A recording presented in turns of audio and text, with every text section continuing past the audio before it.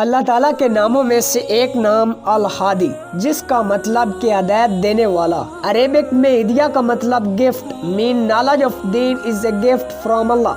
Muslims make this dua in every prayer. نماز کی ہر رکعت میں ہم سورۃ فاتحہ پڑھتے ہیں، جس میں ہم اللہ سے مانگتے ہیں اہدنا الصراط المستقیم، guide us to the straight path.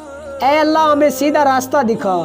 Whenever you are confused in life, ask guidance from Allah. اللہ آپ کی لائف ڈیسیژن میں مدد کرے گا تاکہ آپ بہتر فیصلے لے سکیں۔ ہدایت دو طرح کی ہے، ہدایت عام اور ہدایت خاص۔